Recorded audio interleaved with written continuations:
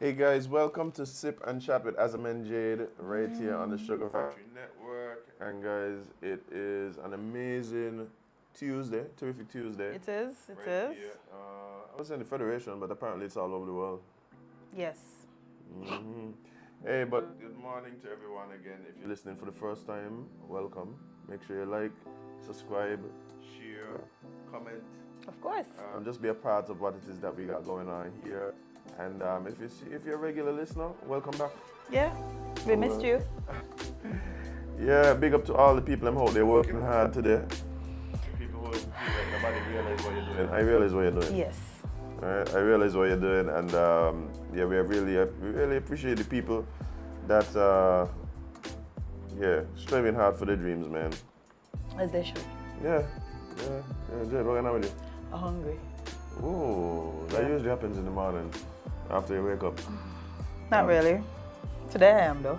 You don't, Jade, no, I don't need breakfast. You know I don't need breakfast. That's what I'm saying. So generally that happens when you don't eat. You get hungry. We did an article yesterday where somebody needed to get that information. So yeah, theirs and mine is a little different. Man, me ain't gonna lie to you. I think my little 5 hours without eating ain't going to kill me. I feel you. Yeah. Well, yesterday we had the show. I know you left and went where? What you got into? I went home. I did some work, took a nap. And then gallivanted? A little bit. How you know that? No worry about that. Huh. Tell us about the gallivanting, man. I went to meet a friend for some lunch. And I had a meeting at the same time because I forgot. So yeah, then I went back home. I actually had a meeting while on my lunch date. Yeah, because I forgot. And what about the late night gallivanting? I don't do that. I'll leave that up to you. Would you like to tell the people about your escapades? Yeah, I went to work last night. Okay. That's what we're calling it now. I went to work. You did? That's what she said? I went to work. Actually, there's a cool event happening in Nevis on the weekend we went to set up for. Okay, right. And yeah, so... Met any nice Nubian lady? No? Nope. Well? Strictly work trip. Well then. Yeah, strictly work trip. So, yeah, there's this event is being put on by the NCDF. That's the Nevis Cultural Development Foundation, I believe. I believe. You believe?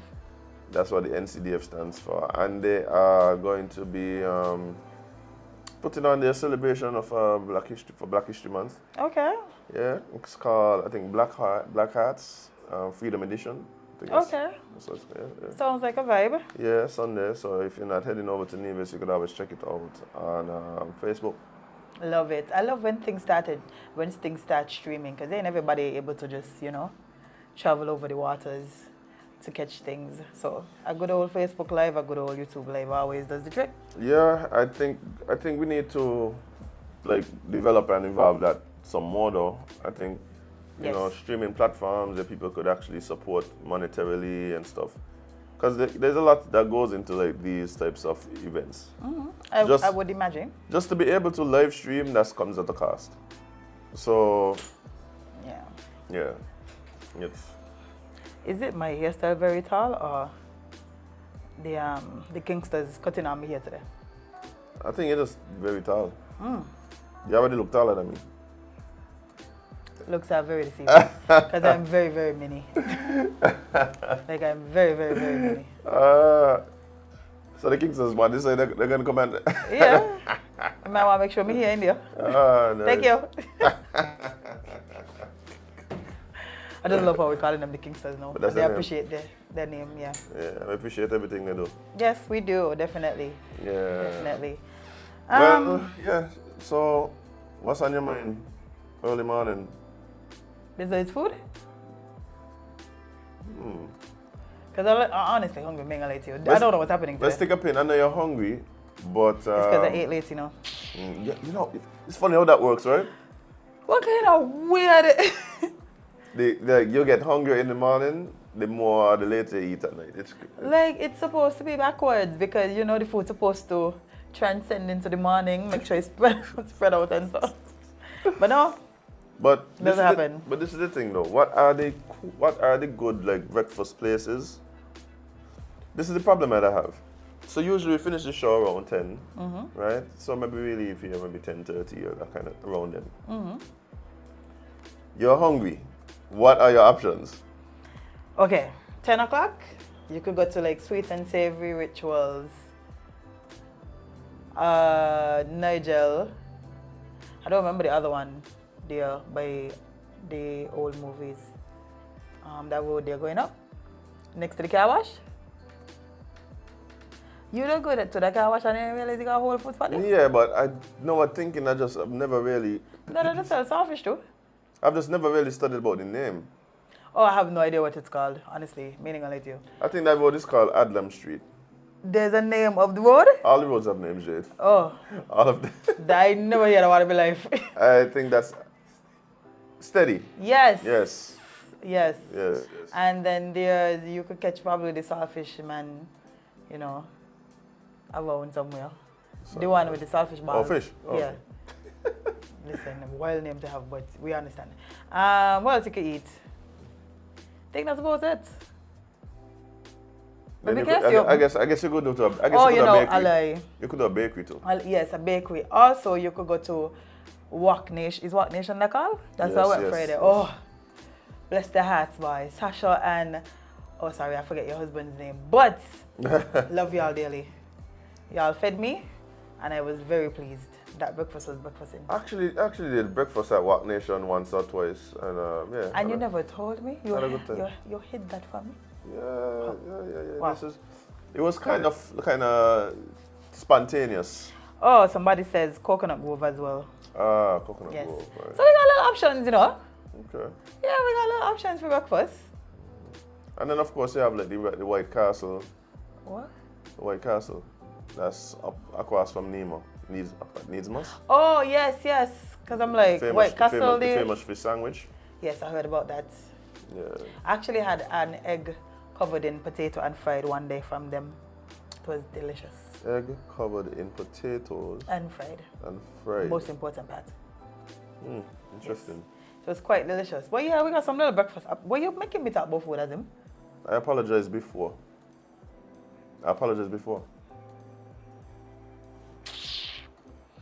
Friends ladies, bye. Oh boy. So let's jump into your little agenda. What's on Well, you there? have to call it my little agenda. Yeah, let's see what's going on with your little agenda this You morning. mean Jade specs? Second time you missed the queue in Azem. There's no singing happening. I have to call. Jade speaks. I don't I'm gonna have to just record it. Yeah, cause you used to give me all the energy. You used to sing and so. I know it. Today's pancake day. Today's pancake day. Wow. What's a pancake day? Today, apparently. Remember Tidisi was saying the day before. Ah. Yes. Pancake day. So wait, tomorrow is Ash Wednesday? Tomorrow is Wednesday. So it might So we be. could call Ash Wednesday hump day? Is that allowed? Yeah. I think so. I think it wouldn't be offensive, but you know. They don't know offending people nowadays. Nor do we care. Anyway, on to Jade Specs. So the premiere of Nevis, you know, the budget in Nevis has started yesterday. And so the premiere of... What? You do this new thing, you do it. Oh, that frightened me, sorry. Started the ghost them. I just gonna say Lordy early. Y'all didn't even give us a chance. Oh, But man. yes, so the Premier of Nevis, he has laid out a 261 million tax-free budget for 2023. Yeah. You doing some calculations in your head now? Let me help you. So it says Premier Honorary I think these things are just so misleading. What are you saying? Honorary. Honorable. Words mean things, Jade. Yes, so the Premier, Honorable Matt Brantley, Minister of Finance in the Nevis Island Administration, delivered the 2023 budget address on Monday, February 20th, 2023, outlining an estimated 261,650,650. I hate big numbers because they just throw me off. Well, yeah, the budget is over $261 million. Okay. All the rest numbers are important. In government expenditure for the fiscal year 2023. The Premier tabled the Nevis Appropriation 2023 bill for a first reading in the Nevis Island Assembly, which contains the draft estimates for expenditure for 2023. In this budget address, themed Charting the Pathway to Socio-Economic Transformation, Investing to Accelerate Growth. Why does the budget need a theme? Everything has a theme nowadays, Jade. All right. He revealed the budget allotments for the various government ministries. The Office of the Premier is allocated 11.3 million, representing 4.33% of the total budget. The Ministry of Finance is allotted 89.2 million, representing 34.9%, of the total budget. The Ministry of Communication and Works is allocated 35.9 million, representing 13.75% of the total budget. The Ministry of Agriculture et al. Is allotted 17.6 million, representing 6.73% of the total budget, and so on and so on and so on. As it relates to fiscal matters, the Minister of Finance pointed out that the budget is free of any new taxes, as the NIA supports the view of economists that increasing taxes above the optimal level will serve as a deterrent to increased economic growth, business expansion, and prosperity. So the taxes aren't already above the optimal level, okay. No, they are, but I mean, they're adding no more, at least. I guess that's what he's saying. Yeah. We also subscribe to the notion that it is the duty of every government to sustain growth in the economy through the creation of good, high-quality paying jobs and expand. Why are you laughing at that?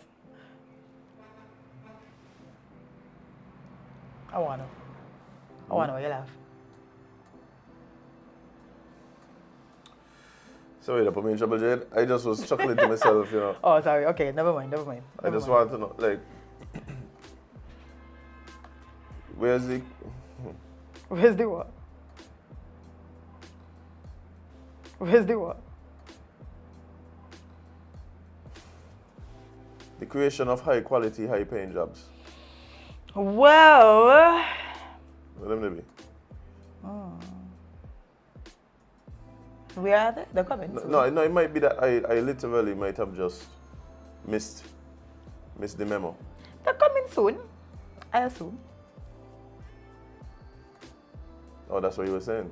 Not that they already do it. It's just that. Well, he says to sustain growth in the economy through the creation. So they ain't come yet. Of good quality, good high quality paying jobs and expand opportunities for entrepreneurial development in a matter that improves the livelihood and standards of living of our people. While we have not sought to implement any new taxes, we will, however, make a concerted effort to collect any and all areas of taxes due. To continue the budget today. You know what I've noticed? This upsurge of the word entrepreneurs. Like everything now seems to be geared towards entrepreneurs, except the things that make sense for us. That has been the case forever. Entrepreneurship has been a buzzword since I remember myself. I remember when I was like in high school. Remember those people who would come and talk about globalization? They'll come back at some point during assembly and talk about entrepreneurship. Maybe I forgetting, but Not recognizing that the school that we went to was not geared for entrepreneurship. Not at all. And also, currently, I don't feel like there's many things geared towards entrepreneurship. Like, it's still so difficult to just bring things to customs for your business that you have to self-sustain with outside goods because they don't sell the things here, you can't get them here for cheap, or whatever the case is. So I don't know. They want us to be entrepreneurs, but we can't afford it. So I don't know. I mean, okay, the first thing is, I want to say that entrepreneurship in itself is difficult, right? At least in a lot of cases, more difficult than, being employed by someone else. Yes. In a lot of cases, right? It has its own sets of challenges. I think there's a lot of things that could aid in entrepreneurship. There's two things though. A lot of it isn't widely advertised, and a lot of it doesn't play into the reality of like what entrepreneurship is for a lot of people. So for instance, people always talk about duty free. Like there's duty free for small business. Like there's duty free for small business. So whenever I hear people talk about how customs charging the small business owners and stuff, like, yeah, but you could get the duty. Like the duty is there, right? The issue is that sometimes the process doesn't really play into the reality of the entrepreneur. So you have to write a letter, then they're gonna have to go and check Social Security, then they have to go check Inland Revenue, then they get back to you. Then if they say no, then you gotta go to cabinet, and we know if anything going to cabinet, well, wait 6 months for that. Yeah. So, like sometimes it just kind of depends on one, people understanding what is happening. And what is available and taking advantage, but other times. So for instance, let's say even on like businesses that I'm involved in, I might need a replacement piece of equipment like ASAP. So I have to get a new XYZ like tomorrow. So I go and I order the XYZ today, call my supplier, have them FedEx it. It gets here within a day or two, right? There's no way the process that we discuss is ready. Nope. There's no way. And that's what I mean. Like, it's very difficult for you to operate in a space where you have to depend on outside goods, because once it reaches to the country that you need it for, it's all kind of tie up in one round and waiting and red tape and all these things. So like, how you want me to grow as a business if I can't get my goods? Yeah. It's difficult. Like, yes, in some cases you have to take advantage of what there, but also the opportunities that exist. They need to focus on streamlining the system and making it easy. Yes. Yeah. Yes. It's not enough to just say, yeah, you could get duty free, because that's the case, but does it? Is the process. Yeah, and is it really feasible for the way the business is running in the first place, right? I think a lot of times, even just the process of getting set up can be a bit daunting, and but this is the thing for me, Jade, is I don't like to blame the government a lot of times. I like to feel like, hey, you taking this step, you have to figure it out. My thing is, just don't put things in place that make it more difficult than it has to be. Like that is all. That's kind of my issue. The things that seem to work against you, like those are the things that it's not really an easy thing to just walk out and you're gonna start your business. And not at all, boy, not at all. Even us doing this, like, what things we have to think about, how many things we have to get, and then even the thought of when I'm hitting customs, like, we can't even do that because we know they're gonna charge us an arm, a leg, and a kidney. Yeah. I ain't got none to spare. Yeah. I mean, I guess for me, like when I start thinking about the challenges to like entrepreneurship, like yeah, customs is one and thing, but I mean that in itself is. Oh, the expedited shipment service policy. It was discussed. They had a meeting about it a month ago with businesses and stakeholders. Well, friend, how did that business go? I mean, how did that meeting go? I'm asking the person that sent it to me, not you. I know. Okay. But what I'm saying is, I think there are a lot of these little things, even in terms of grant funding, and a lot of these things exist. But sometimes, okay, I'll give you an example. So there are a lot of grants, and of course, people ain't giving you free money. So you obviously have to do something for the money, right? Like perhaps is go to a course. Oh, sorry. You have to. Sometimes you have to attend a course. Sometimes the course is maybe like a 10-week, 13-week. You know, 3 months, something along them lines. I honestly thought you were saying you have to do something a little strange for a little change. I don't know what you're talking about. Okay. I don't know why you would assume that. We're talking about professional business here. Because So, yeah, you have to do a course or whatever. Like sometimes this is like just very difficult for somebody because generally somebody who's in entrepreneurship, they have all sorts of other things going on. They're involved in some kind of youth group or community group. They're involved in some sort of philanthropy action or volunteerism. They have their business to run, which is basically 24/7. Yes. They have this, so but at the same time, I mean, if this is what you want, you're gonna have to make the sacrifice. Yeah, you just have to do it. You just have to do it. Just don't make it harder for the people who want to do it. That's all. In terms of the budget, though, like what are some of the, and of course we're not talking about Navis specifically because we're not on the ground in Navis. No. So what are some of the areas that you think we need to focus on a bit more, and like how would that be reflected like in the budget? Because obviously you can't just throw money at everything. No, you can't. But there's something that you need to throw money on. But no, everything, in order for things to happen, money you got to spend somewhere. Yeah, no. But I mean the amount. So for instance, like healthcare, that's a direct. Well, that's been a big you have to pull your purse for that. The hospital in shambles. Everybody knows the hospital in shambles. This isn't even coming just from us. This is coming from ministers who have said, yes, the hospital is in shambles. So we need to fix that, because if we are moving forward as a country and we don't even have proper health care, like how does that work for the citizens? Like because one, a lot of us don't have the money to just fly all over the place for medical assistance, and going anywhere for medical assistance is expensive. So healthcare definitely should be on the top of the list. Okay. I think education, in terms of making sure that the schools are up to date, so that we don't just focus on things that when people leave school, it don't make sense to them. Like, so you're talking about curriculum, like yes. the curriculum.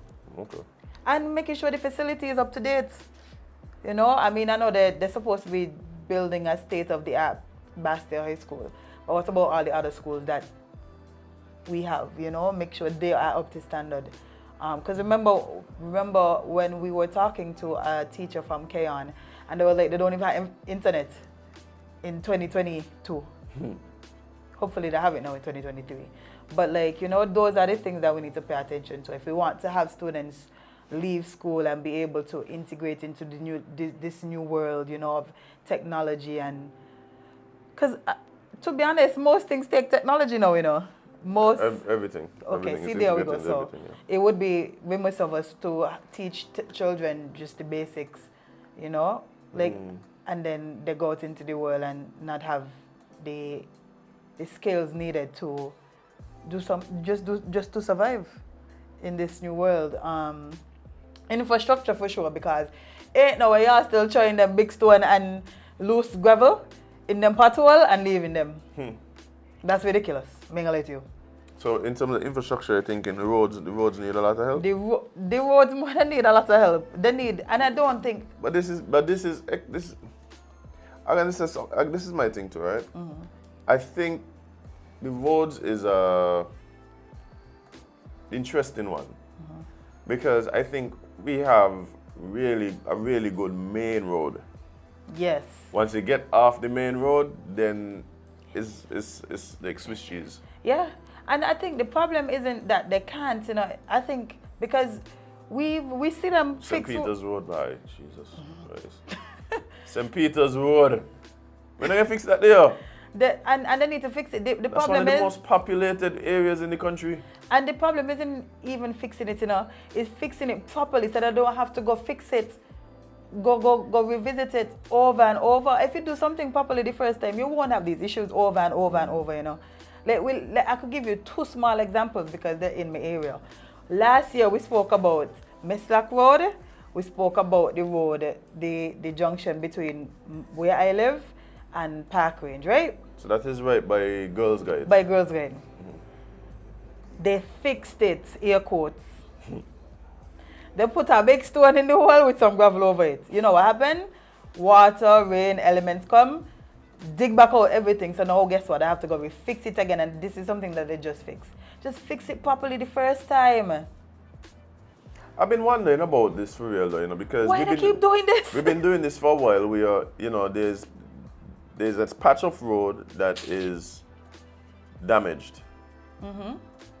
So there might be a what we call a pothole. Them ain't a pothole, Azem. Them they ain't a pothole. Well, I mean, that's what we need to. That's what they should be called. But them ain't a pothole. If you drop in them, they reach China. Them ain't a pothole. So, but what we do is, you know, I see them, they put like this tar-like substance around the edges. They throw in some asphalt and they kind of roll it, and that's kind of the end of that. But what happens is, without fail, give it about 3 weeks, the constant traffic, rain, that kind of stuff, the exact piece that you put in disappears. I think it just kind of gets up and walks away. Yeah, because it's not for there. It just kind of get fed up. It's not here for there, Azem. It's not here for there. What I see happening is generally they would cut, like in other places, they would cut like maybe a rectangular piece or whatever out of a certain size, and then they would repave that area. Like I'm not a paver? I'm not a paver, right? So I don't know exactly where it goes, but what I'm saying is it's obvious that the way we've been doing things to try and just patch, what we don't call patch the road, the patching ain't working by. Like I don't know if we just... It has not been working for years. Yeah, forever. And yet we're still doing it. I don't get it. Yeah. So you end up getting called back for the same exact pothole 4 times in a month. And it's like...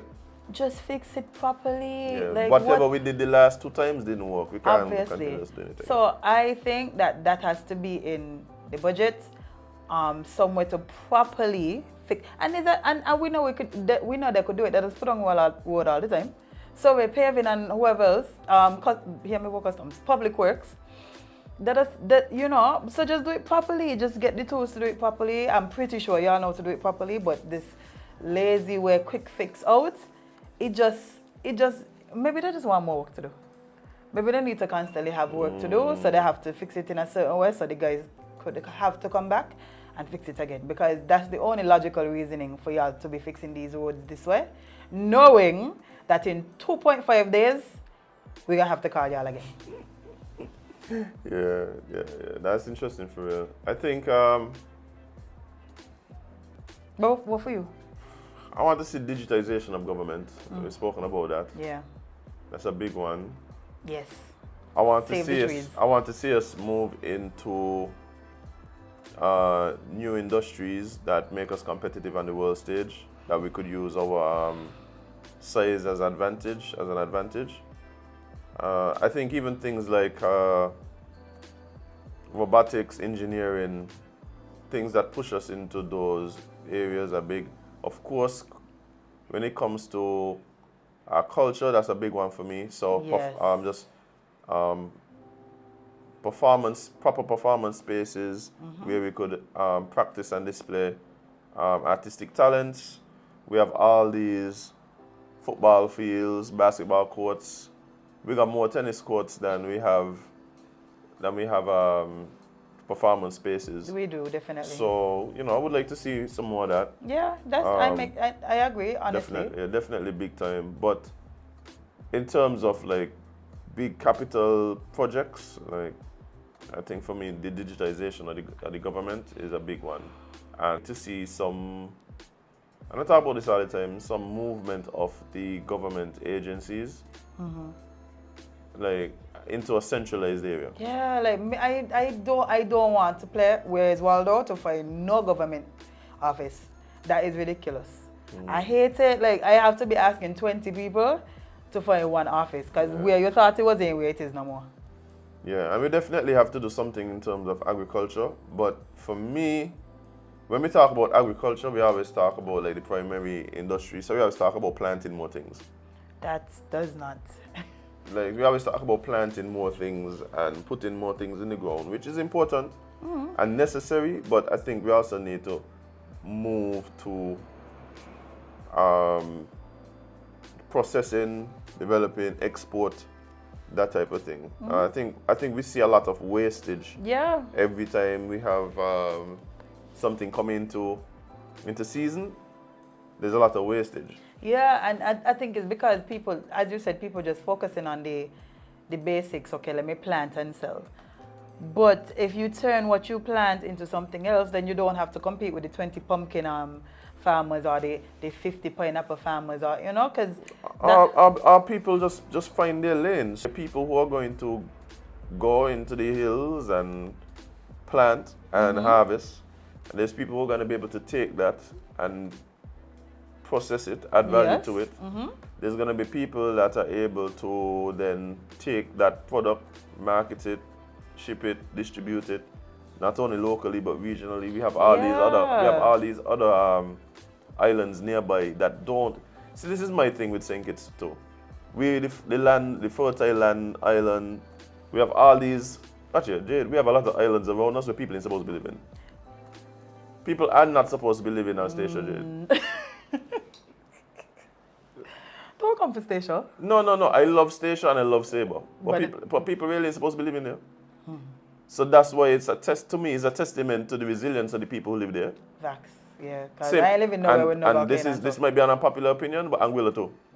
Now I was going to say it, but they don't hate us. Anguilla too. I ain't touching that. But like I keep saying, I always applaud the people that live in Anguilla now, and even more so, the people that used to live in Anguilla, like their ancestors, because it's like it was a harsh environment.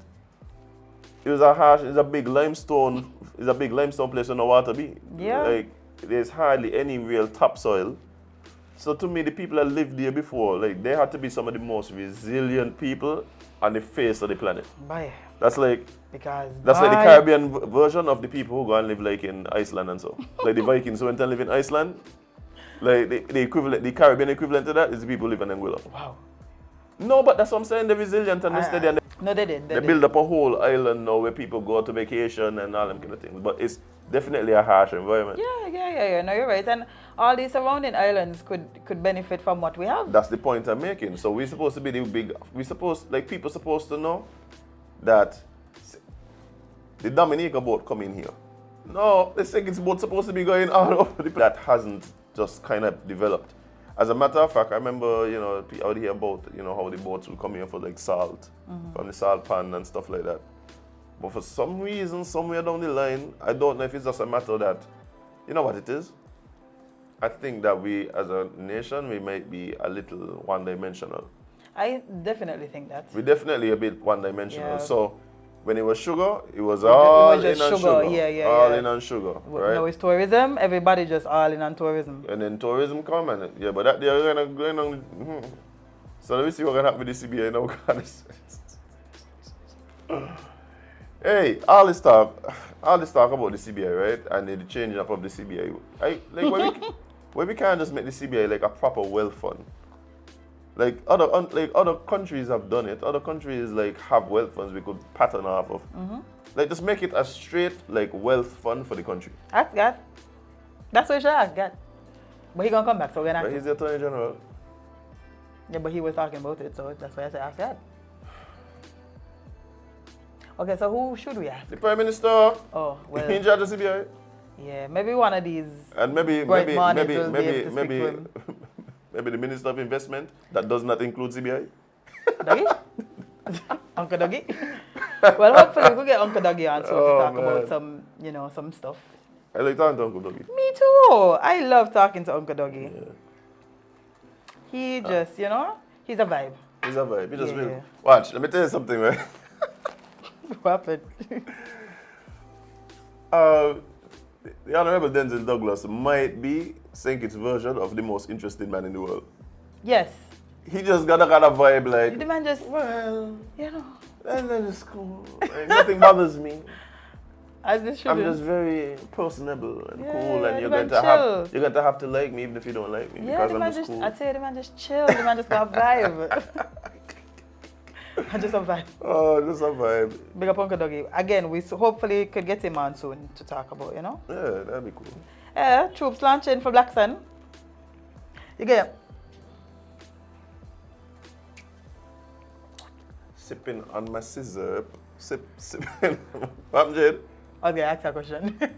I got you a question? You could ask me anything you want. You get your money yet? What the guy, Black Sun? What the oil? Bye. I think you're too nice, you know. You're supposed to be rich, you know. You ask me a question, I just answer you. You're supposed to don't be rich. As in, because the amount of people oil, right? And I just walk around here, going about the day. They're going to have. Watch it, Jade. Up to yesterday, I was talking to another. Oh, when we were talking about entrepreneurship. Well, if that ain't one of the biggest. I want people to be entrepreneurs, but you want them. Oh my god. How the business going to run?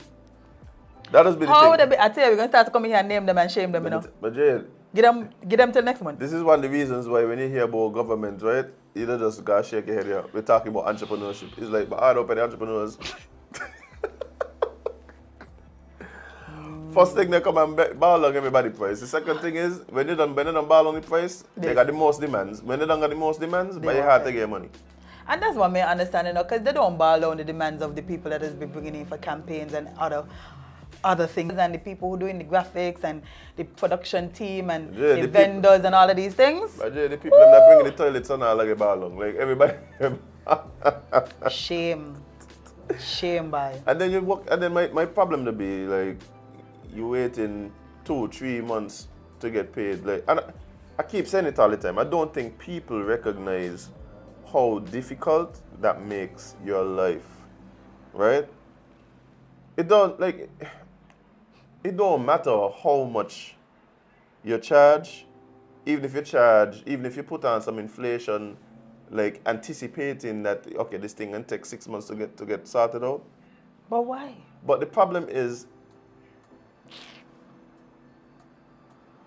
that has so much like far-reaching effects on small businesses.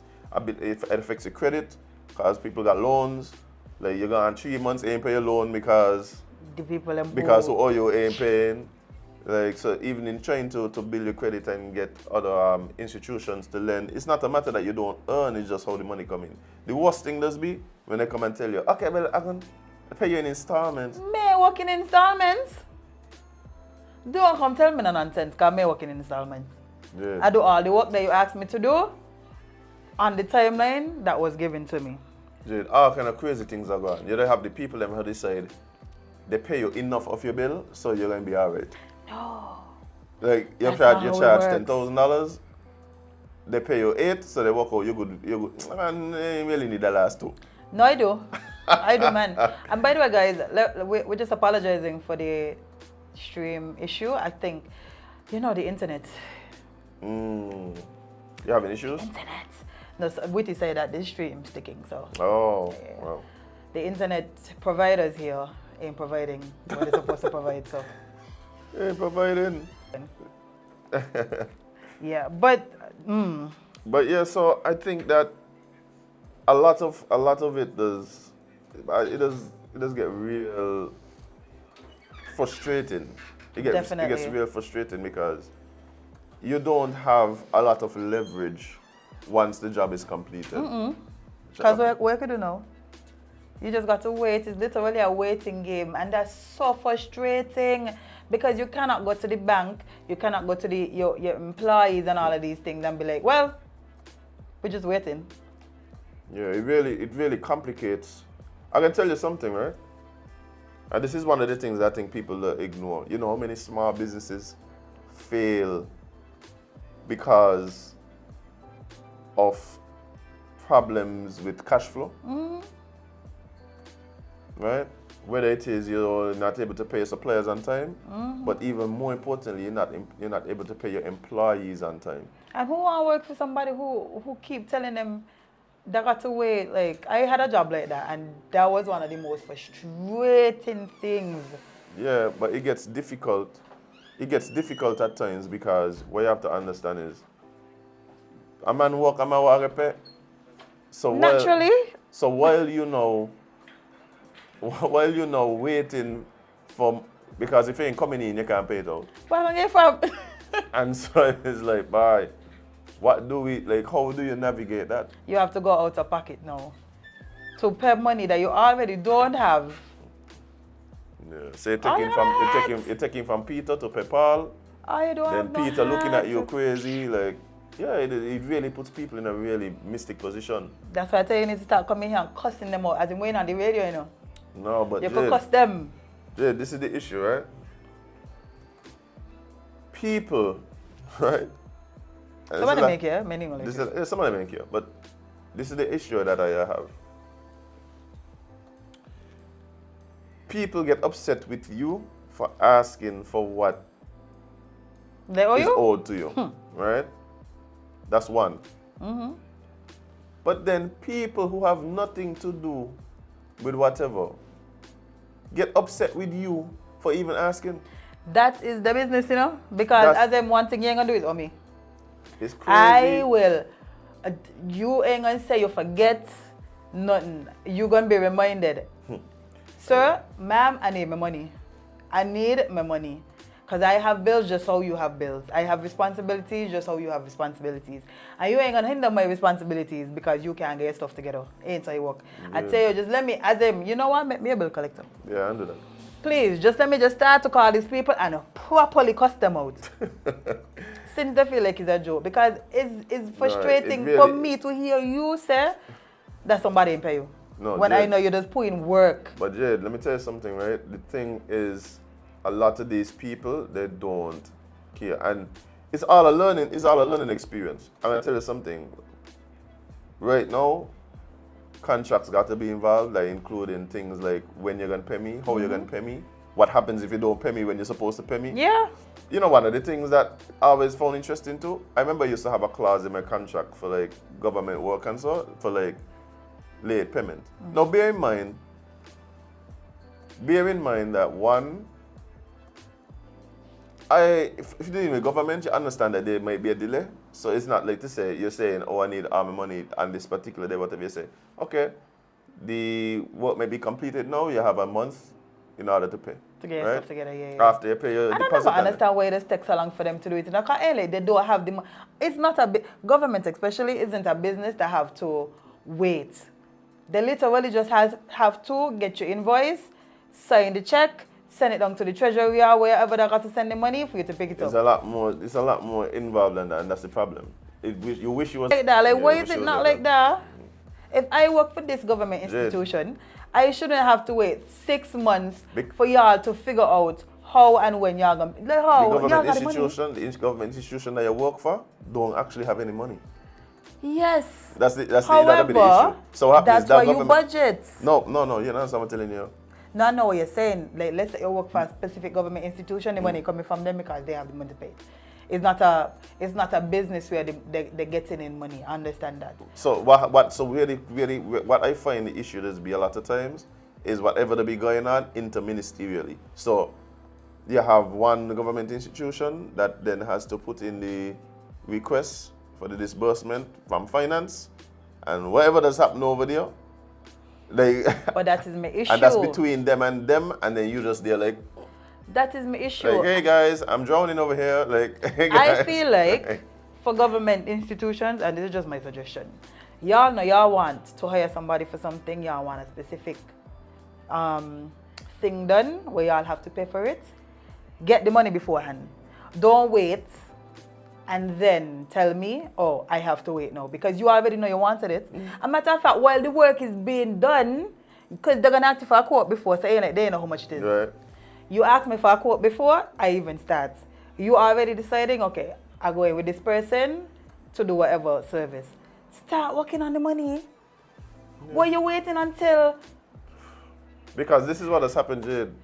The person that you're dealing with, they got to go deal with somebody else that you ain't dealing with. And the person, I don't know if it's a matter that they don't care. I don't know if they have too much on the plate. See somebody doesn't come for your money? I don't know. I tell all I got to straight to abuse them, you know. Somebody says to say, you ain't gonna call me name, please. Tell Mr. Bailey, me don't call him to collect the payment. I don't even know what this is. But anyway. Oh. They just got to threat to cuss them, you know.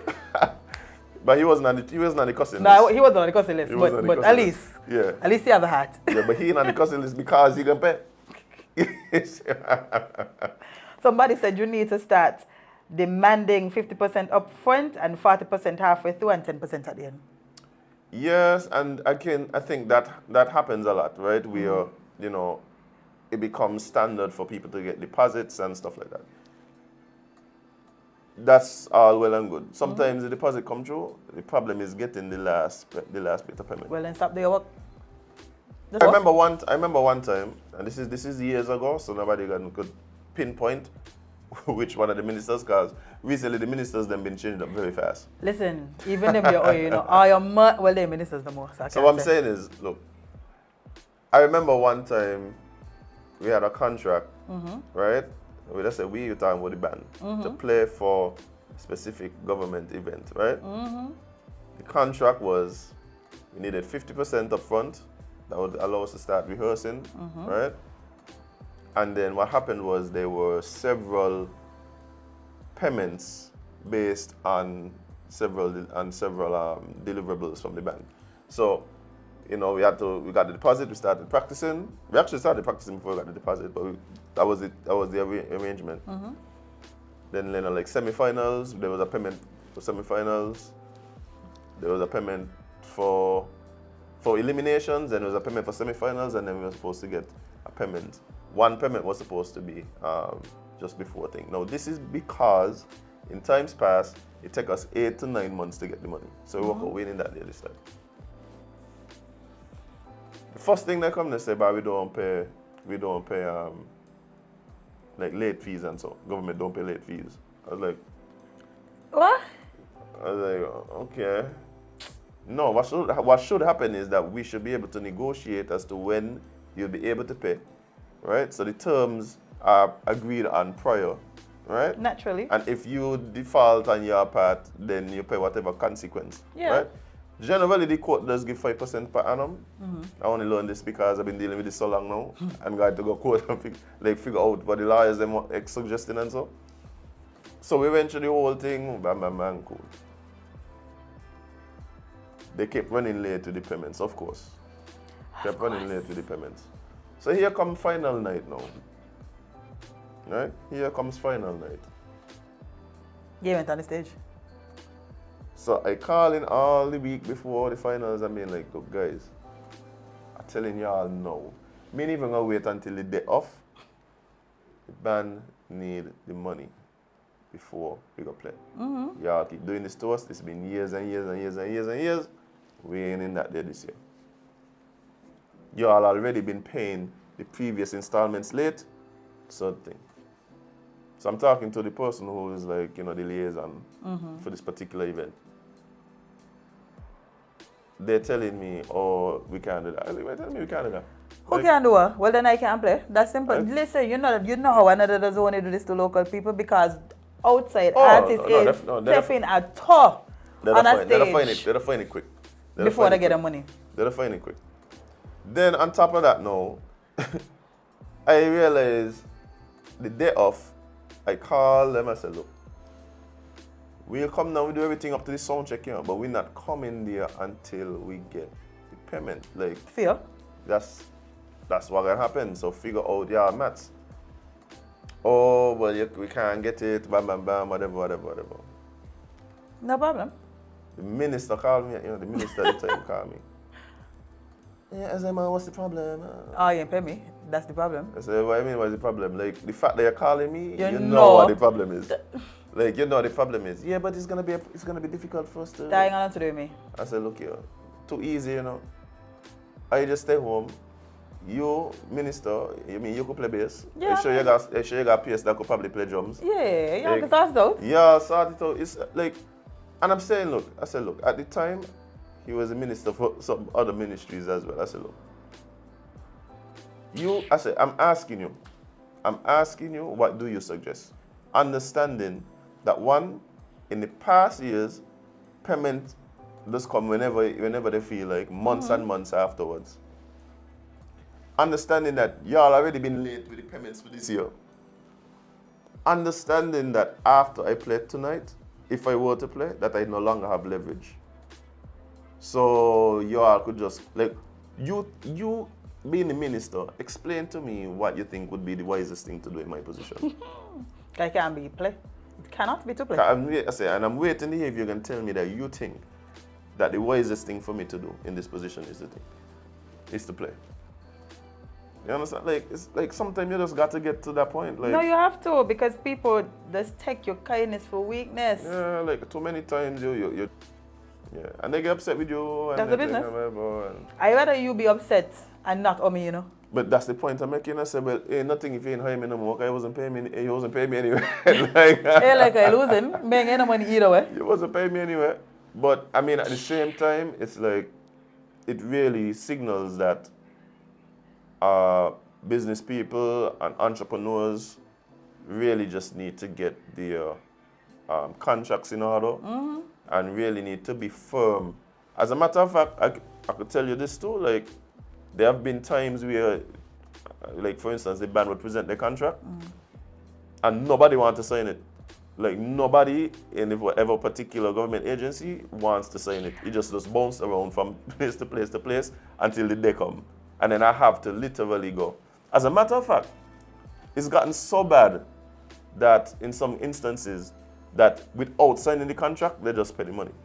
Because nobody wants to have their signature on the contract. Somebody saying, oh, new law, no government institution can, or local businesses for more than 60 days. Let me get it gazetted.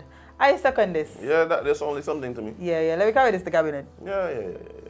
But you know, all I can do is just come up with some dispute, but anyway. Yeah. But, I mean, that is kind of the issue for me. The issue is, like, you go and you try to do the right. As a matter of fact, I go even further.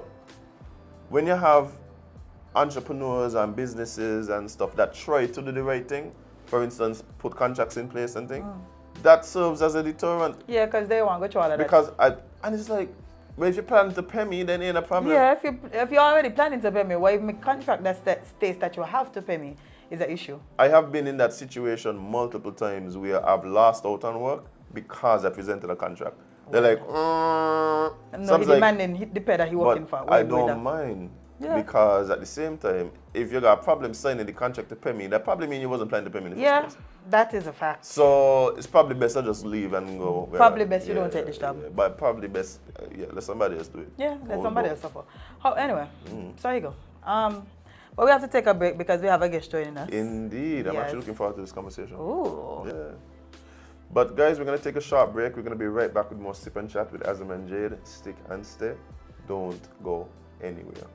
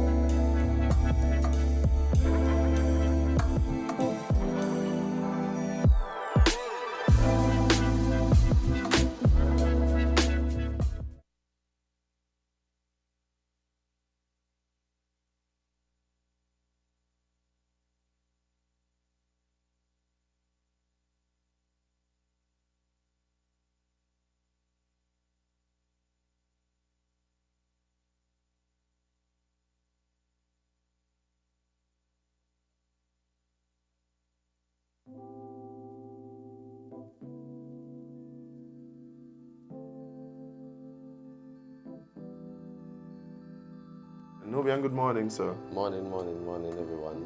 Nice, nice. Well, I mean, there is a lot that's happened in recent times, and unfortunately, you put yourself up, for You said unfortunately? yeah, because I would assume that he would have hoped that the people in his community would have, so yeah, I understand that, but they made a choice, and of course you are a man who has been for the community prior and continues to be for the community. And so I'm very interested in hearing about the ways that you intend to and have been continuing to contribute to your community in a positive way. But what have you been up to lately?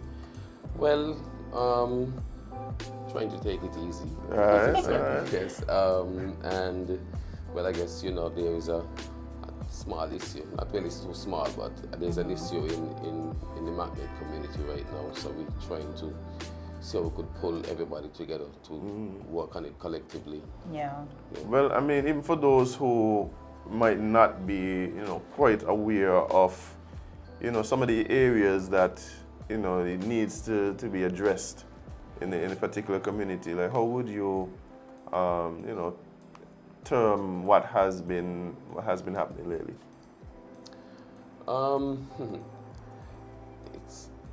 It's difficult to encapsulate it, but what I've been told is that when your neighbor's house is on fire, you wet yours. Right. But if your neighbor's is your friend, you help them out it. Right. Because there's no telling the destruction that would happen after. Right. Sometimes wetting your own house ain't enough. And so it seems to be back on a path where gang violence or gang-associated violence is taking over our community again. So it's trying to deal with it and stopping it from spreading to other communities, because it's easy for somebody from a different community to pick a side, let's say, in that conflict, and we end up where we were in the past. So trying to deal with all of that at this point in time. Yeah, well, that must be a difficult situation, coming from some sort of sense of peace where, everybody was just getting along and you could go outside and just enjoy your community, to probably fearing what could happen if you're in the wrong place at the wrong time. Yeah, it is. It is. Well, I mean, you spoke a bit about, the fact that things that where they start, they don't necessarily end. Correct. And I think the truth is, though, that St. Kitts on a whole is a very small community, considered, in relation to other places. And, people know people from all over. We have family in all these communities. I have family that grew up in certain areas. People moving and migrating from area to area. So I don't think it's even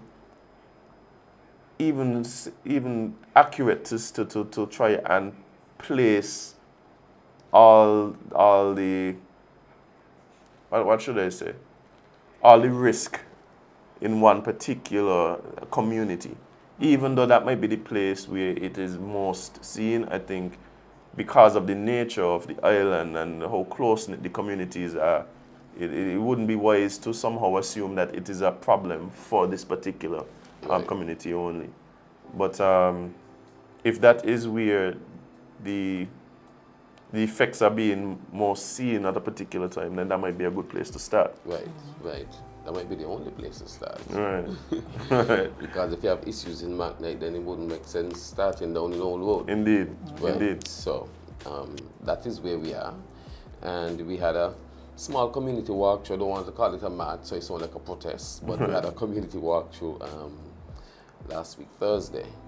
And members of the community came out. I'm the president of the Garden Hotspurs Football Club. So it was initiated with the executive and the the football club, and as I said, members of the community came out, and we walked through McKnight, and as a sign that the community is not for it. That's one, and also that what we do in football, at least in the Garden Hotspurs, half of what we do is scoring goals. The other half is our social responsibility to have kids come down into a safe spot where they could do something different other than gang violence, drugs, or whatever you might have out there in the community. So it's part of our responsibility as the executive, and we just doing our responsibility. There are other things that would come after that we're planning right now for the community and for the Irish Town Primary School. And unfortunately enough, the last victim, her daughter is on our female football team. So it's extremely personal for us. Well, I mean, even outside of that, I mean, the last incident that you mentioned, it happened pretty much right at the home of the club. Yes. Like yes. it's right next. I don't even know if you could separate it. It's one and the same. Yeah. Yes. And so I could imagine that the club really feels maybe even a sense of responsibility to try and affect change in that way. Because in the past, I mean, we had incidents where one guy was shooting after another guy and they ran across the field while committing the act. So it's our responsibility. It's everybody's responsibility to try and deal with this issue before it escalates and get back to where it was. Yeah, that's true. And especially growing up and kind of curating this family environment, nobody wants to feel like, you know, all the hard work that you've done and all the progress that you've made is for nothing. Yes. Because I feel like you guys have actually been trying to change the narrative, because, you know, back then people used to say McKnight and the surrounding area is deemed like the bad area, yes. or whatever the case may be. And y'all have actually been putting in work to get out of that stigma. Yes. So how was the response to the initiative that you guys undertook? It was well received. Because we planned it Wednesday for Thursday, much people didn't know about it, but as we walked through, there were persons who came out and joined us in the march. The day after, Friday, a lot of persons was texting, wanting to do fundraisers, like to put cameras in the school. So the response has been good, and I'm betting that the next event that we host would be much more attended. Okay. So what are some of being on the ground, what are some of the issues that you have been hearing that may contribute to some of this? It's a sense of hopelessness sometimes. In most cases where you'd find there's a breakdown in the family structure and it doesn't get better at school. And so I don't know if you realize, well, back then, let's say in the 80s, the 90s, early 2000s, Irish Town Primary School was one of the most attended schools. There was a lot of students. Right now, the student count is low. And just the whole stigma. And in addition to that, it seems as though there is a notion that you could get by being that way. Women like those type of guys. Fellas fear those type of guys, so they get respect. So you get respect, you get girls, you get stuff. So it's okay being that way. So you think there is, how should I phrase this? Do you think that there seems to be a romanticization of let's say, gang lifestyle? All around the world. Look at America. I mean, and here it's almost the same thing, you know. I think I look at it a lot of times, from a similar lens that you mentioned, where you have persons who may feel that there is very few options to achieve, whether it is status, success, notoriety, or even just validation from people. One of the ways that we see people getting that is through what we say, gangsterism, badness. Yeah. I mean, the truth is, I hear the way that even young fellows younger than me speak about the so-called bad man from my time when I was in school, right? They still have a certain level of notoriety attached to the name, right? And so when this is the way that we speak about certain things and whatever, and you have someone who may not see another way to achieve that, maybe because of lack of education, lack of employment opportunities, resources, right? Or maybe just that is the example that is kind of around, right? You see people maybe being more easily swayed into a particular life path, right? So with that being said, how do we help to give another option to persons who may be in that particular? It's providing opportunities. You must provide options that they could see. A lot of times we say, oh, you could go get an education, but we can't see a lot of times from their perspective where education could take them. Right. Because a lot of times they might know someone who have a degree, but still they're struggling harder than them. Right. A lot of times somebody have 15 subjects but don't have the kind of money that they have.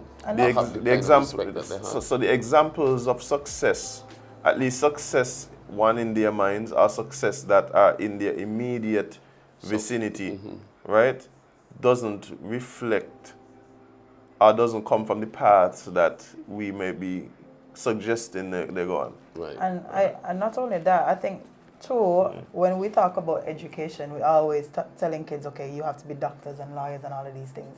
And the truth is, not everybody is able to learn in that way for them to achieve that goal. There's other things that I think we should be teaching kids, skills and trades and all of these things. Correct.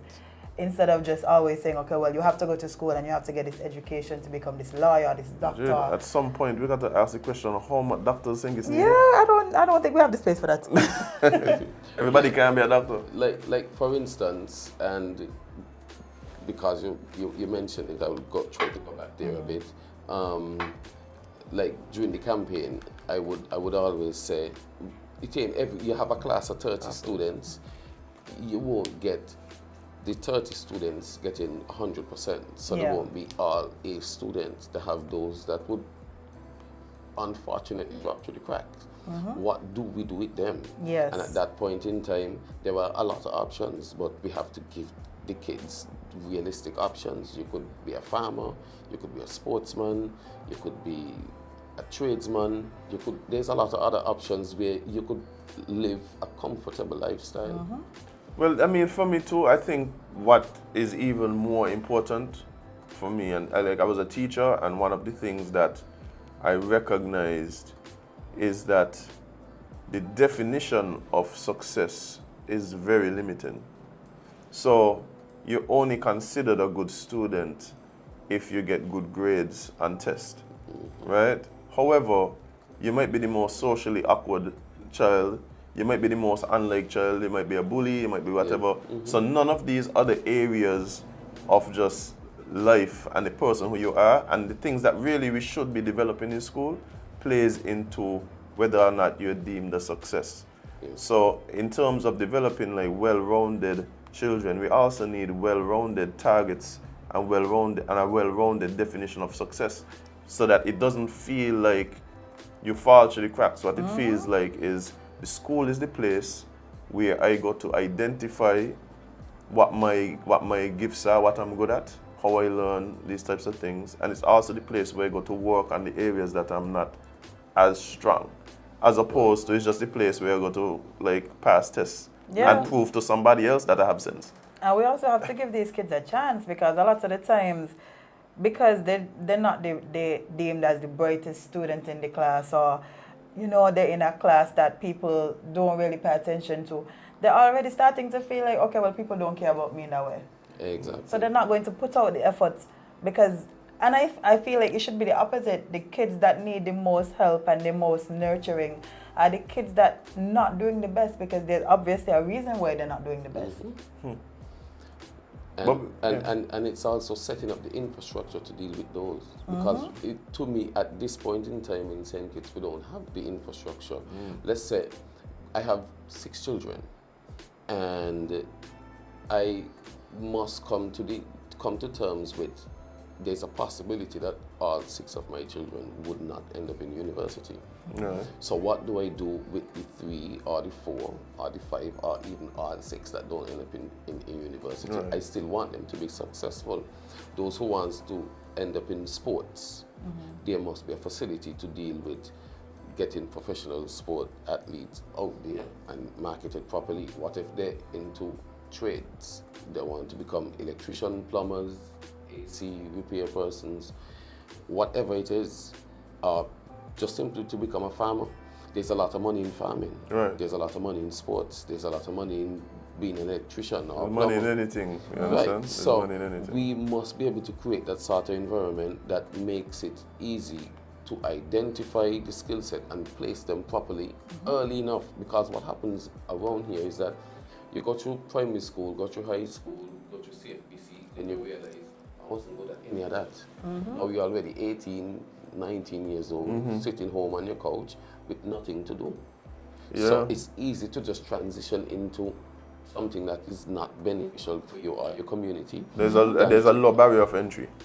Exactly. A low barrier of entry. Exactly. I need to be loyal and probably smoke weed and willing to obey somebody telling you go and do something bad. Yeah. Right. So we need those qualifications. I go to that. Yeah, me too. We need those infrastructure in place to identify the weaknesses and the strengths of our kids very, very early and get them into that system. But so that is something that, of course, one is going to take time and is something that hopefully really diverts those coming up from the path that we're trying to divert them from.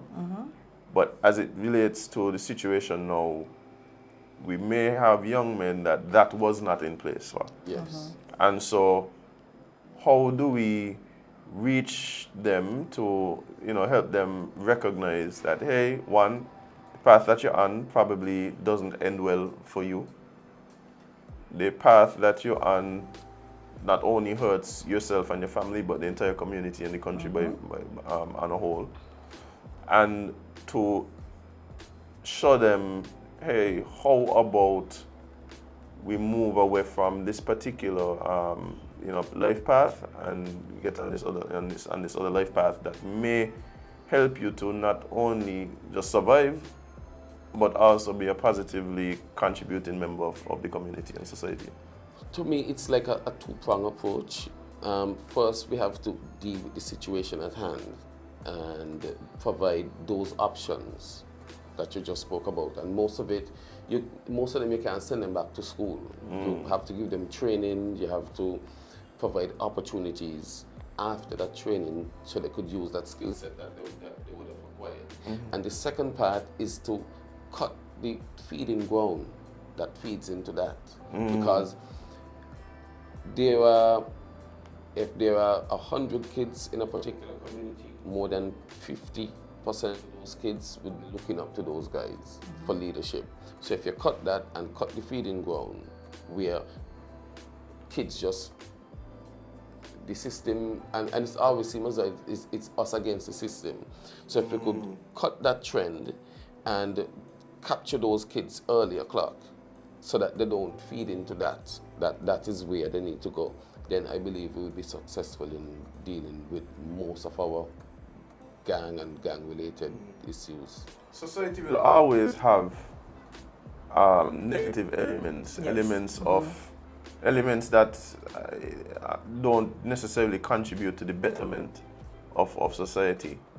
However, you just don't want a situation where that seems like the most viable path for young men in particular to enter. And I think that is the path that gets a bit concerning, where badness and evil gonna always exist, wickedness gonna always exist, but it can't be a feeling like that is the norm, expected, look up to, not frowned upon, that type of thing. If we get to that part, then it really starts to feel not only hopelessness for the people involved, but hopelessness for the people within the society itself. Yeah. And I'm really excited to hear that there are groups and people like yourself who are helping to keep the hope alive and provide these options for young men. Yeah, and we really must commend you, because a lot of the times, as countries, when they have these type of things happening, they lean on the people in charge, the politicians, the people, the leaders, but they don't really see much of the community taking the step to say, you know what, I'm not going to leave it in anybody's hands. I am from this place. I am going to put in the work to try and fix it. Right, and like our message was, we won't be waiting on the police, we won't be waiting on the church, we won't be waiting on the schools, we won't be waiting on the government. Right. We have to take our steps. They will take the necessary steps, but we also have to take our steps. And a lot of times what happens is that we want to sit down and wait for someone else to fix it. Right, looking for the Messiah. Right, and so we're waiting for the police to do more policing, and we're waiting for the church to do more praying, and we wait for the government to do more governing, and we wait for the education system to do more educating, and we that could do small things that could make a difference. We don't. We just sit back and. Or that I might issue this ain't affecting me. And especially so with this is is the fear of, well, if I identify myself as somebody who is not for this day, I put myself out as a target. Right. Right. And so there's that fear that exists in the community too. Well, I said this, I keep saying with a lot of these issues, whether it is on a community level, on a national level, even we were talking about Haiti yesterday, and I keep saying the solutions have to come from the people themselves, with the support of the institutions that have a responsibility for the governance and protection and educating and all this of the society. But the solutions, to me, must come from the people on the ground who are intimately involved with what is happening, right? Because sometimes the fears that you're talking about, people on the outside looking in don't really have a real appreciation for where those fears come from, what can be done to try to alleviate some of that fear and whatever. So I think the way forward is people like yourself, groups like the Spurs football club, members within the community, recognizing, one, that something needs to be done, understanding, hey, this is the way that we see it improving, and then having the support from the government and the police and so on. Because sometimes what I feel like to me is everybody got their own way of their own idea of what should happen. Yeah. And what ends up happening is sometimes people get caught up in the response from the police, who really shouldn't get caught up. And people get caught up in the response from the politicians, who really shouldn't get caught up, because now it's a political thing and not really a community thing. Yes. So, have you seen or heard a response from these institutions that we're talking about to really not come with their ideas of what should happen, but to come with the mentality or the feeling of what is it that you guys suggest and what it is that we can do to help you achieve what it is you're trying to achieve? Yeah, how can has we that add to it? has that been the approach in your experience? Not really. What I would say is that we have, like, for Inspector Adams, he would always facilitate meetings and like permission to go on the street. Yeah, big up Adams on that. Yeah, he's a person that understands the dynamics and the demographics of what we're dealing with, and he has always been supportive. So I just say big him up one time. But we haven't had conversations with the other groups thus far. We have taken an approach to, instead of waiting, let's do our thing. They will be doing their thing because the police will always do their policing. Right. And so we decided, let everybody do their thing, and we would start, and then when it's necessary for us to meet and converge and deal with it in a more holistic way, then we could facilitate that. Yes. Yeah, and like I said, I just think it has to do with, for me, the mindset and the approach. I just really hope that there's a recognition that there are people within the community who are intelligent enough, who care enough, and who have been put in or have been acting, right? And so if we want to come into the community, then perhaps that is a good place to start, by listening to these people and seeing where where we could support and add to what is happening, as opposed to sometimes you're kind of on the outside looking in, and you have an idea, you feel what should happen, and sometimes you end up butting heads. You end up having this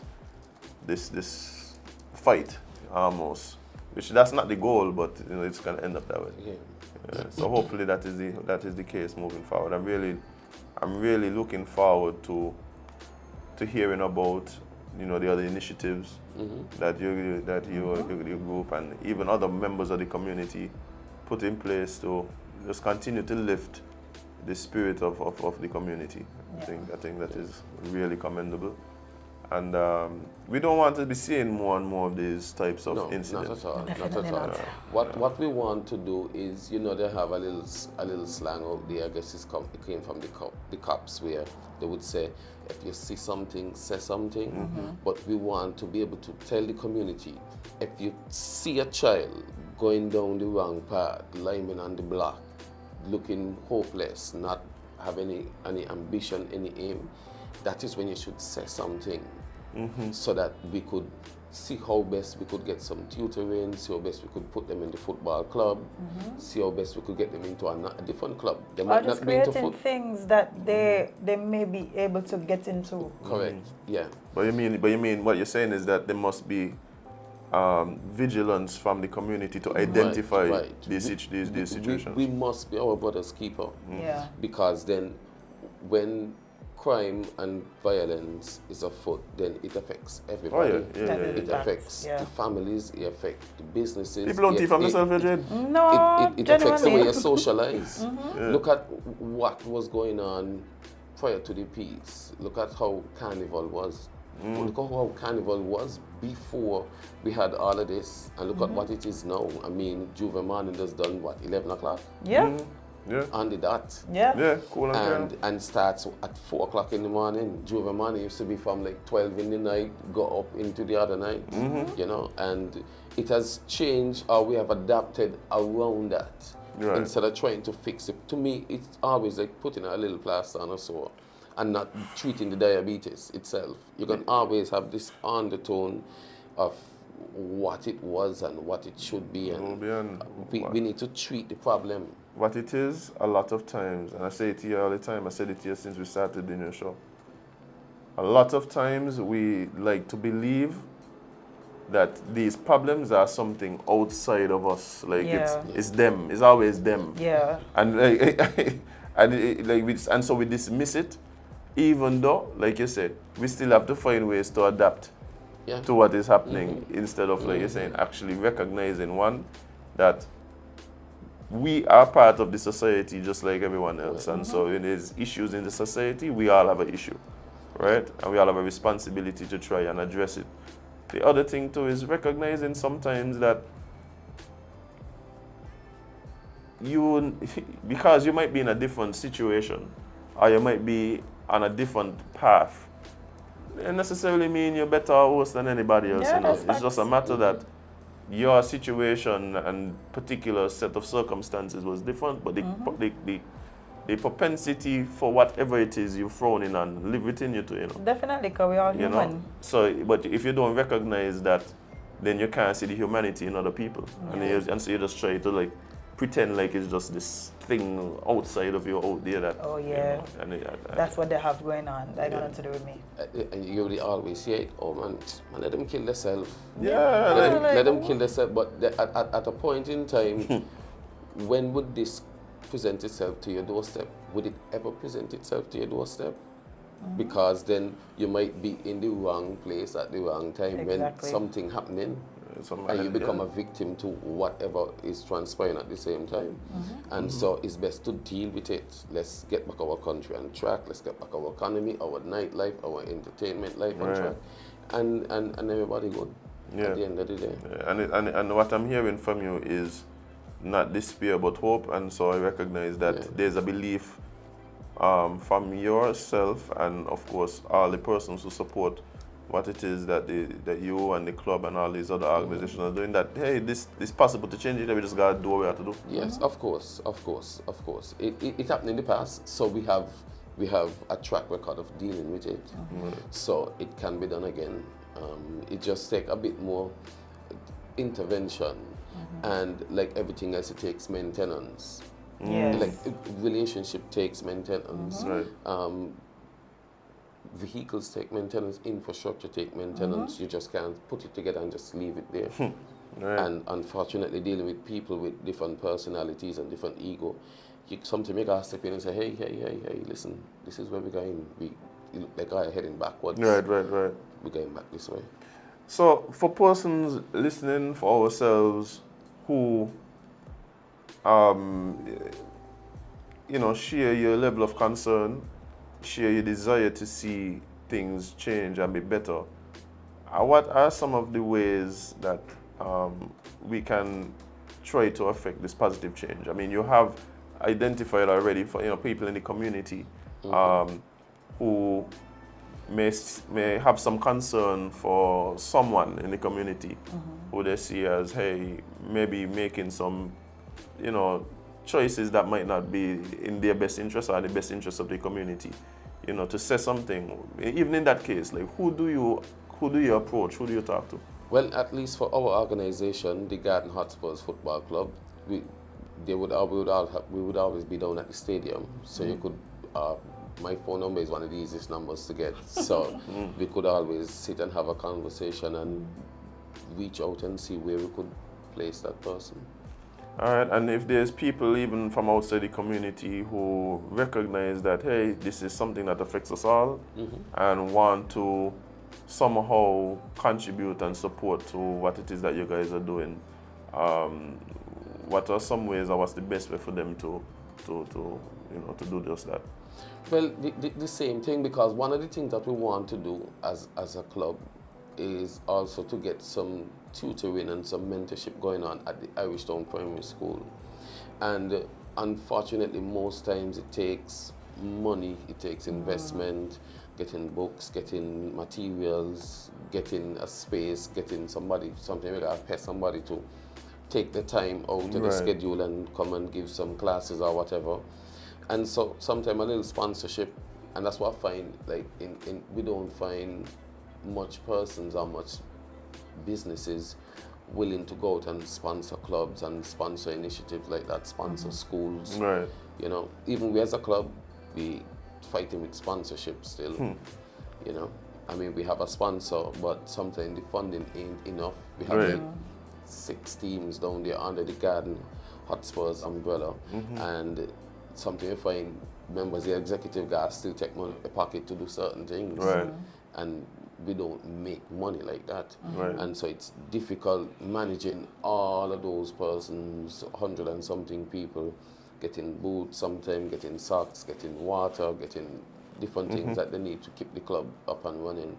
So sometimes just a little sponsorship towards the well-being of the community via the club or via the school. So the club could be a real point of contact for people who want to, positively impact the community. Yes, and this is just the football club. There is basketball. I mean, there's a tennis court down there, so we could start a tennis program, or we could start a netball program for the young ladies. There is a lot of things that can be done. It just takes financing. To stop the flow of young kids in that direction. You need to cut the feeder system, you're saying? Yes, yes. So, yes. I mean, I'm listening to you, and it's obvious that, and we spoke, just this morning we mentioned it, everything takes money. And so there are people who may be able, are blessed enough to contribute in that way. And so, guys, it's easy to find, everybody knows the gardens is. The club is always there, reach out. Is the club open to people giving off their time and their energy? People want to come and be a part of join the club. Perhaps, sometimes we hear about these sporting clubs and we believe that, well, I gotta be able to play football. I gotta be able to. Of course not. Of course not. There's an executive. There is the fundraising arm of the club.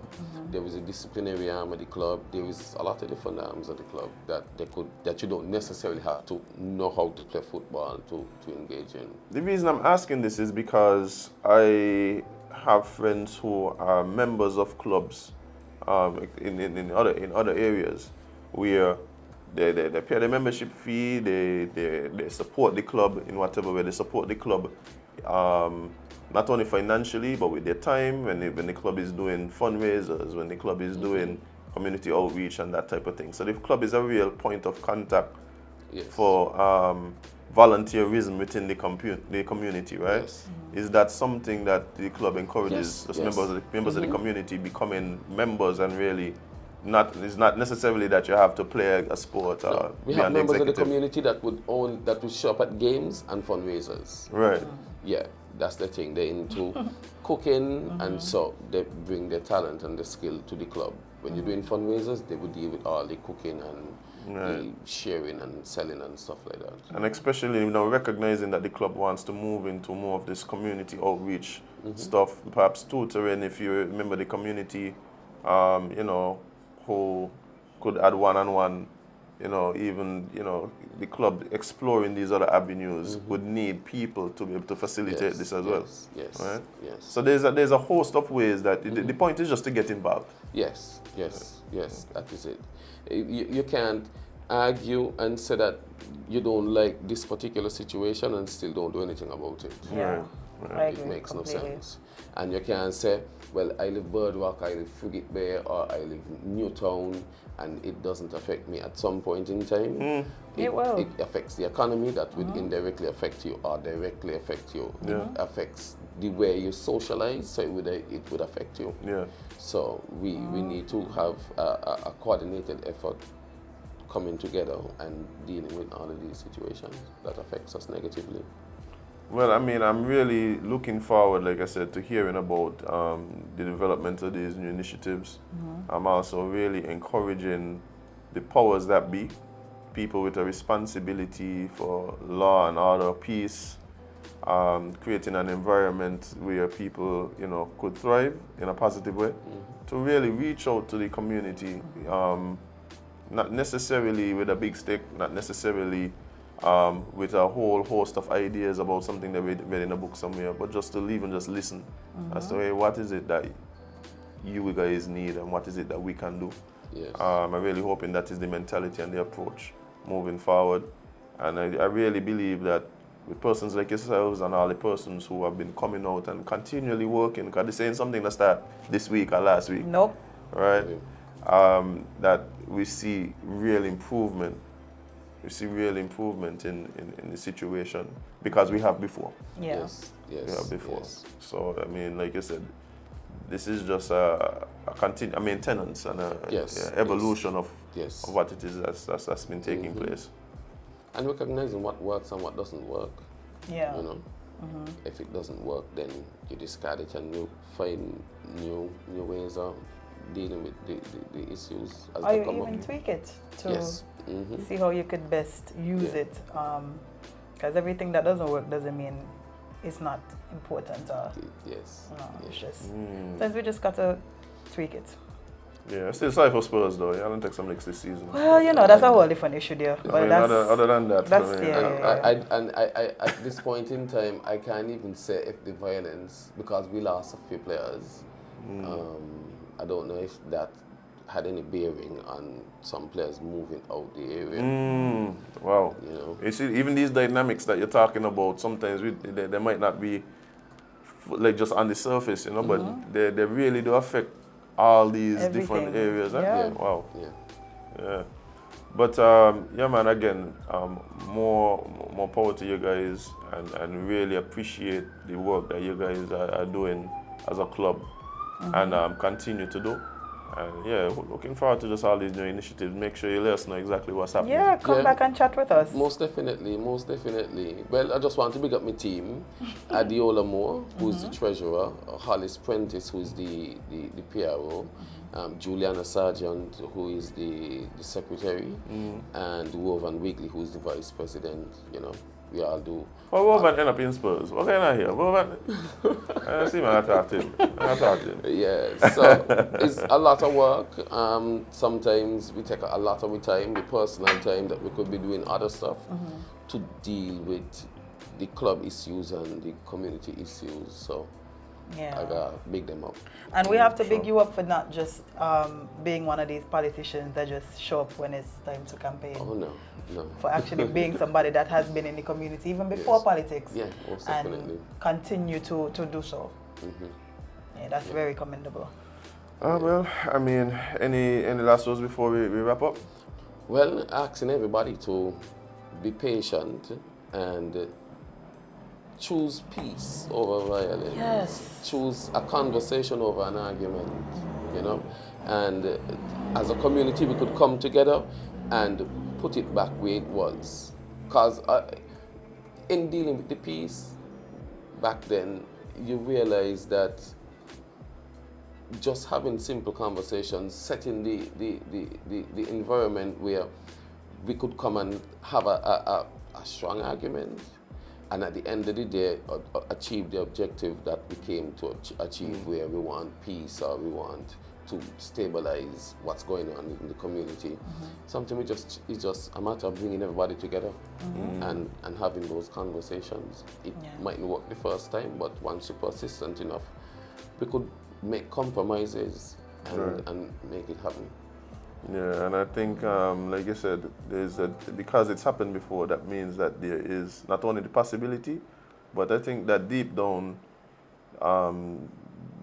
those elements and persons who may be involved in those elements want better coming and hanging out. No problem, You no know? problem. Anytime. For sure. As we put more initiatives together, I'll reach out to you guys. Probably I'll come with more members of the team. Yeah. Yes. And we could have a Yeah, and larger invite Jade, you know. Invite Jade when you're having your events, you know.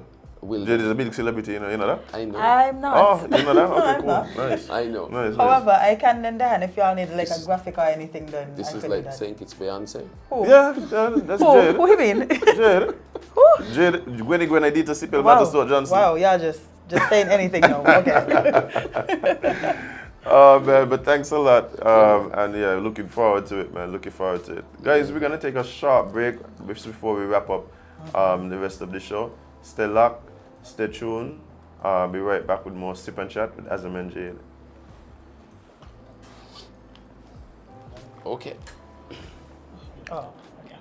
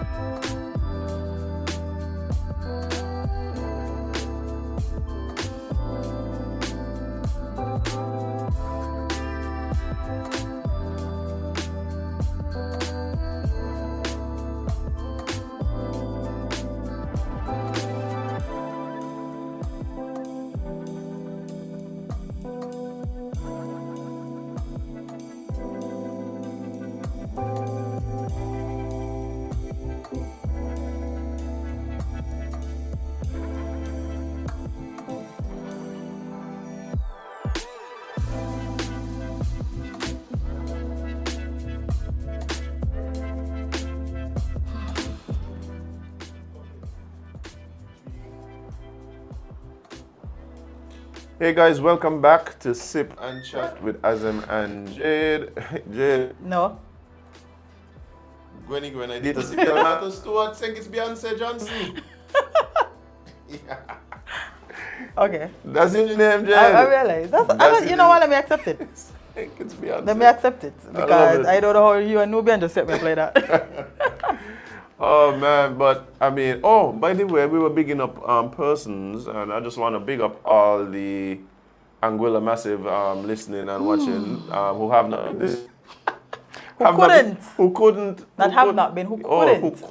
Yeah, it wasn't by will, man. Oh boy, big up all the people who managed to get a data from St. Martin. Bye. To let us know what was going on. But for That's those of wild. you, for those of you who don't know, and Anguilla went dark. Anguilla went dark for a few days.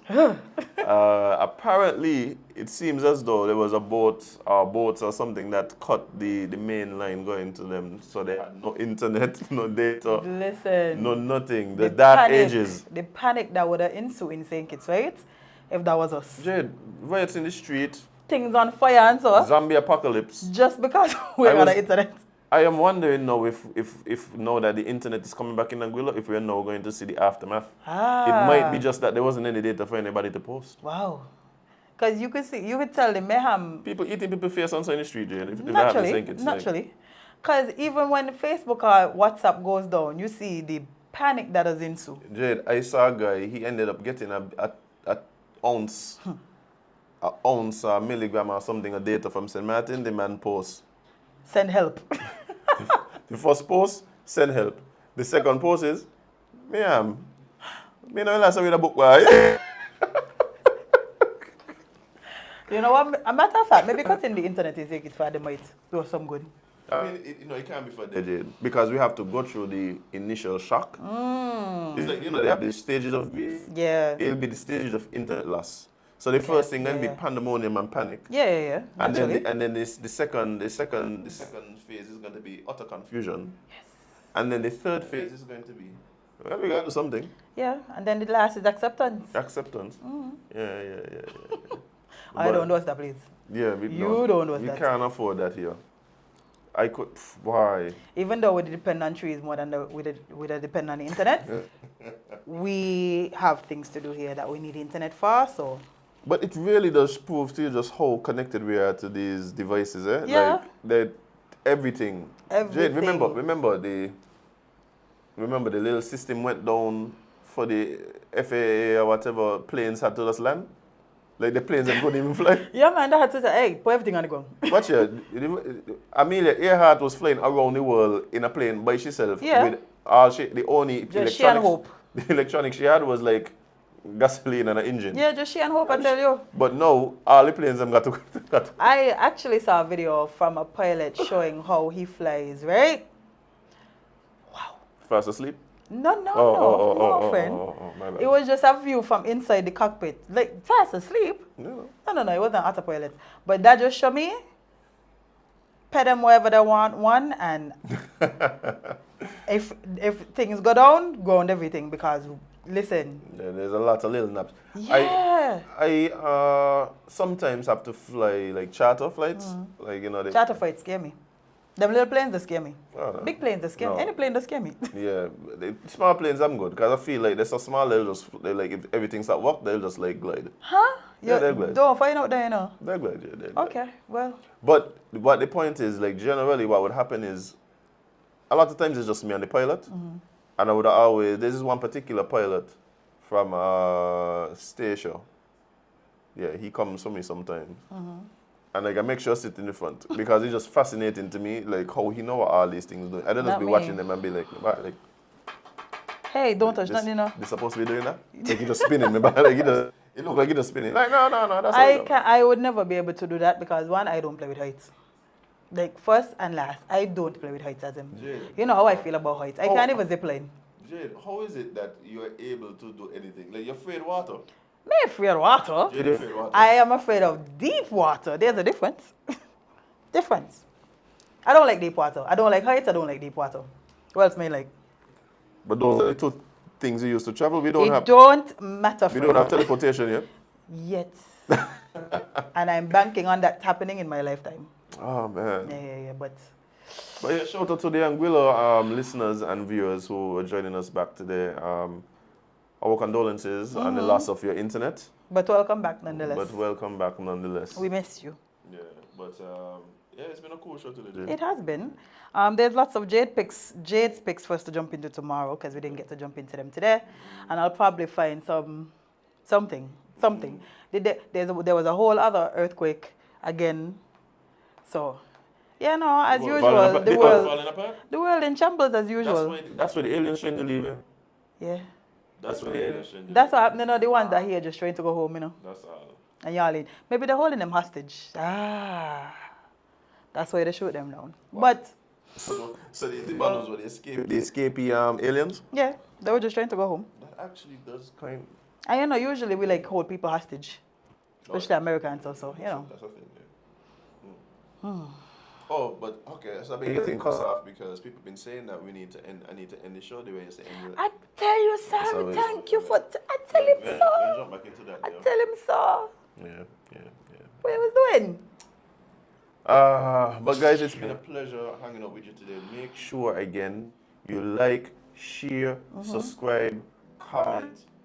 Sugar Factory Inc. on both Facebook and YouTube, as well as IG. That's Instagram. And Twitter. Yeah, that's still not up. Oh, well, not Twitter, but TikTok for sure. Yes, we're TikToking. Right. So, guys, as well as, again, we've been getting calls and people reaching out about partnering. If you're interested in doing the same, please hit us up and let us know and see how best we could make this thing happen for both of us. Yeah. Right? We're actually about to start some ads very soon. I've had some people, inquiring. Actually have some, we're going to talk about it after the show. Yeah, so you don't want to get left out. It's limited spaces. So definitely limited spaces. Yeah. So, guys, appreciate you big time. Thank you so much. But right now, we got to leave. We got to go. We got to do something. It feels so natural. It feels like home again. When you say those things. But I've been saying that all. For you? That's what I've been saying all. Okay, continue. Boy. Let's get to the good part. Guys. No, I'm gonna come up with some new things for you guys to remember. Some parting words. Oh, the suits. Who this? You would know who this is. And why his suits are shiny? That's what's his name? Oh, you're gonna bother me now that I can't remember his name. I did see this performance. I got a nasty two-step going on by let me tell you something. Oh no, he take off all of them clothes before what? the performance done. Yeah, I think he's 91. Lord Nelson. Lord Nelson. Yes. Lord Nelson. Yeah, man. I'm telling you, that's why we have them. That's why we have them. Yeah, but guys, please, just accept our greatest sense of appreciation for being here with us today. Definitely. All of the people who we finding us, because Don found us today. Oh! Yeah. Nice. Yeah, we gotta do like a big blast. We need to go on a tour. We need to go on a promotional tour. Okay. Yeah, I think that's what we need to do. Vibes. Let the people know where we are. Vibes. Well, guys, thank you so much for joining us today. Thank you for bringing your cups and sipping with us this morning. Nobody was in my cup. Well, y'all can steady off. You're gonna find out. But guys, appreciate it big time. And please remember, you can't be everybody's cup of tea because you is not a mug. We're gonna see you guys tomorrow.